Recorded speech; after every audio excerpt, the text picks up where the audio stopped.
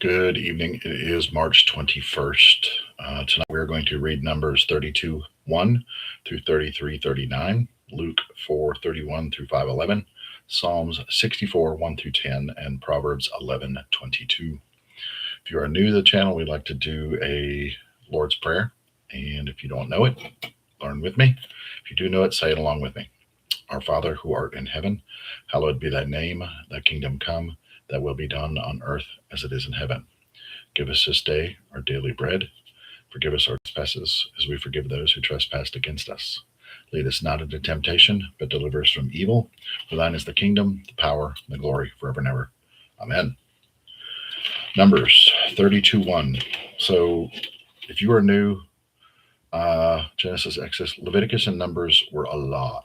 So, I'm almost done. Monday, I think we switched to into Deuteronomy. So, Tuesday, we will be done with Numbers. So, yay, excited. I'm excited. I know there's more. I have a men's Bible study group on Sunday that I go to called Better Man, and we were discussing Leviticus and Numbers. And I know there's a reason for all of that, and I'm hoping God can relay that message to me what it is because it's been a lot. So, Numbers 32 1 through 33:39. And I glanced through where we're going to be tonight, and it's a lot again in numbers, so just bear with me. The families of Reuben and Gad had huge herds of livestock.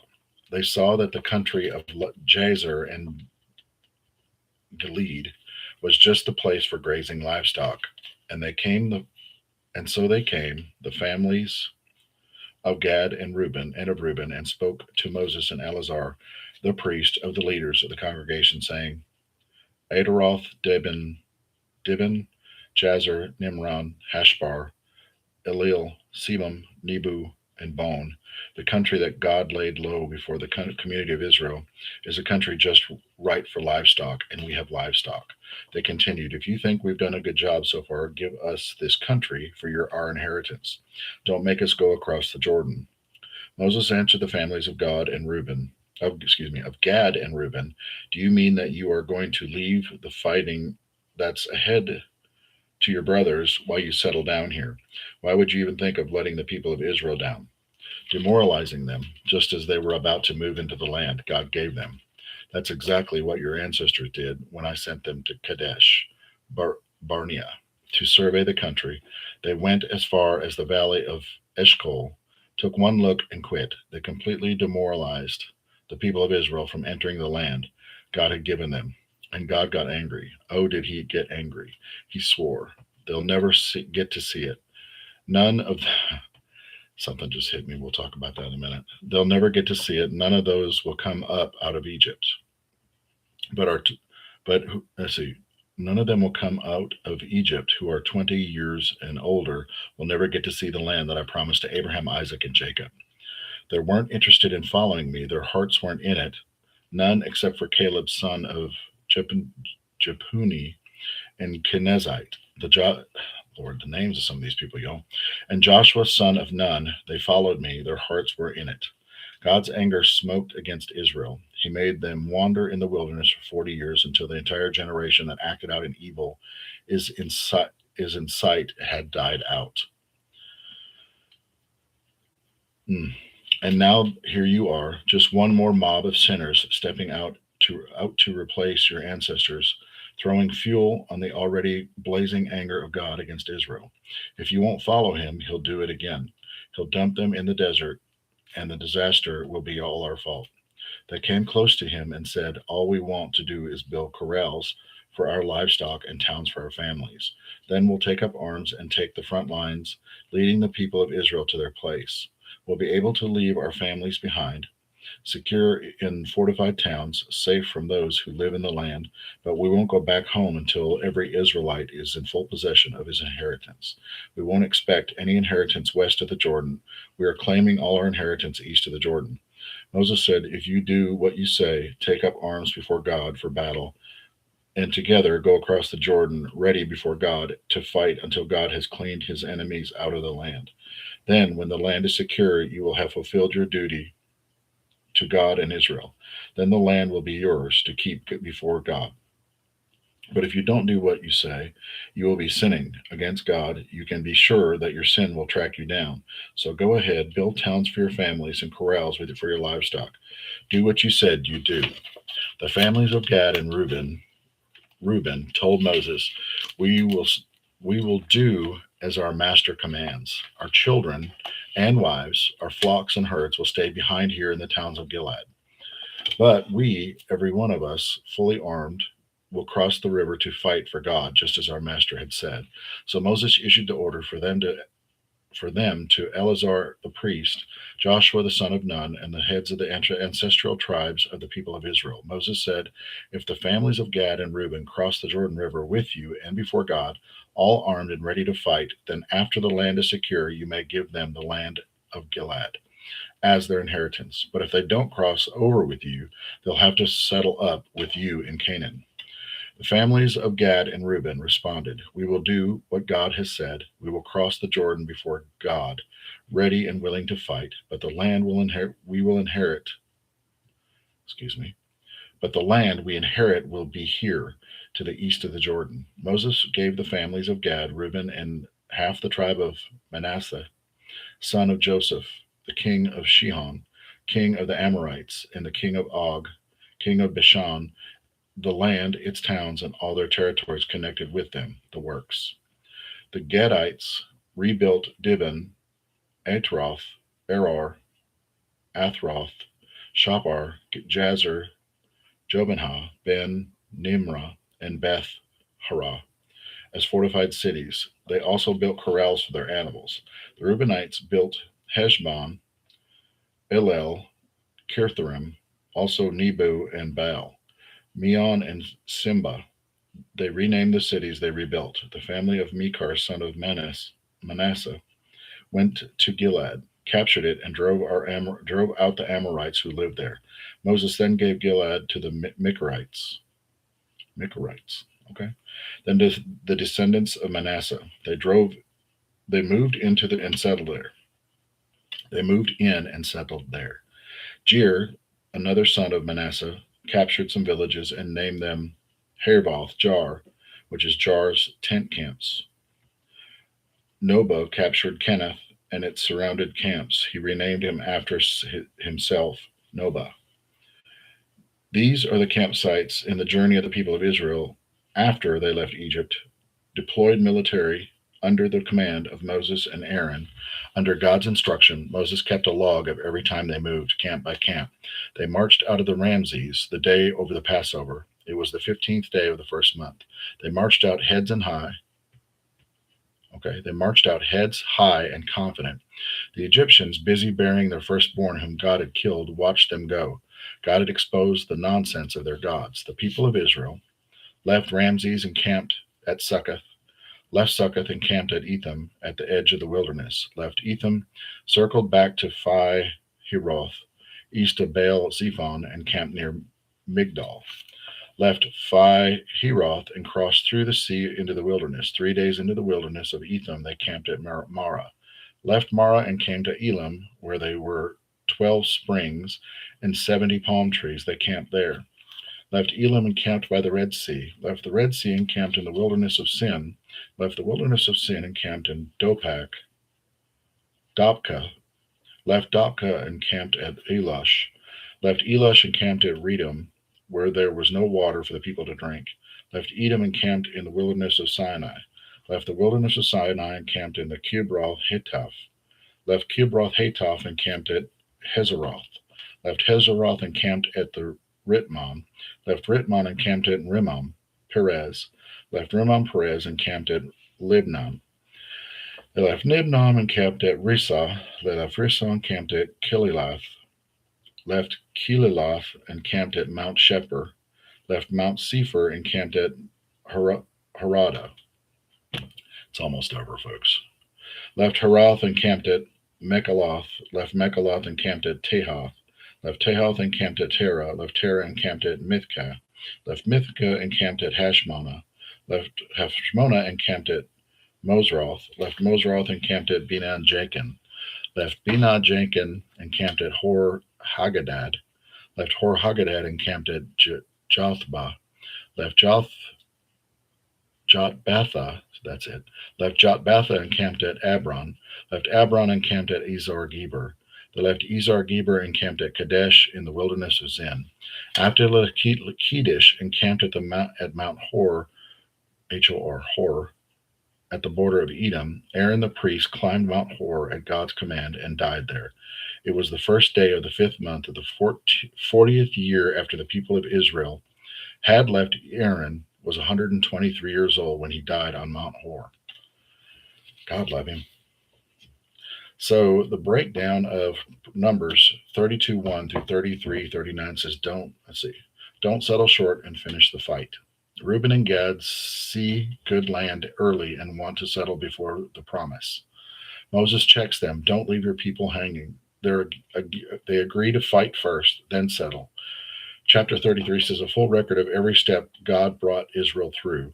The takeaway says don't choose comfort over calling. And if you commit, finish the mission, not just your part. I totally get that. They were like so close to the finish line, Reuben and Gad, and they see the promised land, but they want to settle there instead of the promised land. It's crazy, isn't it? 40 years and now they're almost there at the finish line and they just want to settle. Luke 4:31 through 5:11, Jesus went down to the Capernaum, a village in Galilee. He was teaching the people on the Sabbath. They were surprised and impressed. His teachings were so forthright, so confident, so authoritative, not the quibbling and quoting they are used to. In the meeting place that day, there was a man demonically disturbed. He screamed, "Stop! What business do you have here with us, Jesus Nazarene? I know what you're up to. You're the only Holy One of God, and you're the Holy One of God, and you've come to destroy us." Jesus shut him up. Quiet. Get out of him. The demonic spirit threw the man down and in front of them all and left. The demon didn't hurt him. They knocked the wind out of everyone. That knocked the wind out of everyone and got them whispering and wondering, what's going on here? Someone whose words makes things happen. Someone who can order demonic spirits to get out as they go. Jesus was the talk of the town. He left the meeting place and went to Simon's house. Simon's mother-in-law was running a high fever, and they asked him to do something for her. He stood over her, told the fever to leave, and it left. Before they knew it, she was up getting dinner for them. When the sun went down, everyone who had anyone sick with some ailment or other brought them to him. One by one, he placed his hands on them and healed them. Demons left in droves, screaming, "Son of God, you're the Son of God." But he shut them up, refusing to let them speak because they knew too much, knew him to be the Messiah. He left the next day for open country, but the crowds went looking, and when they found him, clung to him so he couldn't go on. He told them, "Don't you realize that there are yet other villages where I have to tell the message of God's kingdom, that this is the work God sent me to do." Meanwhile, he's continued preaching in the meeting places of Galilee. Once, when he was standing on the shore of Lake Gennesaret, the crowd was pushing in on him to better hear the word of God. He noticed two boats tied up. The fishermen had just left them and were out scrubbing their nets. He climbed into the boat climbed in the boat that was Simon's and asked him to put out a little from the shore. That just doesn't sound right when you say it. Sitting there, using the boat for a pulpit, he taught the crowd. When he finished teaching, he said to Simon, "Push out into deep water and let your nets out for a catch." Simon said, "Master, we've been fishing hard all night and we haven't even caught a minnow. But if you say so, I'll let out the nets." It was no sooner said than done. A huge haul of fish, straining the nets past capacity. They waved to their partners in the other boat to come help them. They filled both boats, nearly swamping them with the catch. Simon Peter, when he saw it, fell to his knees before Jesus. "Master, leave. I'm a sinner and I can't handle this holiness. Leave me to myself." When they pulled in that catch of fish, and awe overwhelmed Simon and everyone in it. It was the same with James and John, Zebedee's sons, co-workers in Simon. Jesus said to Simon, "There's nothing to fear. From now on, you'll be fishing for men and women." They pulled their boats up to the beach, left them, nets and all, and followed him. Going from catching fish to being fishers of men and women. How crazy. Luke 4:31 through 5:11 said Jesus had authority. Your job is obedience. Jesus commands demons, they obey instantly. He heals the sick, word spreads fast. Peter fishes all night and nothing. Jesus says, try again, turns into overflow. Peter realizes who Jesus is and leaves everything to follow him. The takeaway: when Jesus speaks, things change. Your breakthrough is on the other side of simple. Oh man, I couldn't even get that out. When Jesus speaks, things change. Your obedience is on the other side of obedience. I said that wrong. Your breakthrough is on the other side of simple obedience. Man, that's so powerful. I couldn't even get it out, y'all. Your breakthrough is on the other side of simple obedience. That's deep, but it's so simple. I say it all the time. Life is so simple, but we screw it up. We make it harder than it has to be. Psalm 64, 1 through 10 says, listen and help, O God. I'm reduced to a whine and a whimper, obsessed with feelings of doomsday. Don't let them find me. The conspirators are out to get me, using their tongues as weapons, flinging poison tipped arrow words. They shoot from ambush, shoot without warning, not caring who they hit. They keep fit doing calisthenics of evil purpose. They keep lists of the traps they're secretly set. They say to each other, no one can catch us. No one can detect our perfect crime. The detective detects the mystery in the dark of the cellar heart. The god of the arrow shoots. They double up in pain, fall flat on their faces, in full view of grinning crowd. Everyone sees it. God's work is in the talk of the town. Be glad, good people. Fly to God. Good-hearted people, make praise your habit. Breakdown of 64, 1 through 10 says, God exposes hidden attacks. Enemies whisper, plot, and tear down with words. God steps in and flips it. The trap hits them instead. The takeaway says, you don't need to defend yourself from everything. God will expose what's hidden and deal with them. Man, those are so impactful. I hope y'all are getting some from this tonight. This is really good. Proverbs 11:22.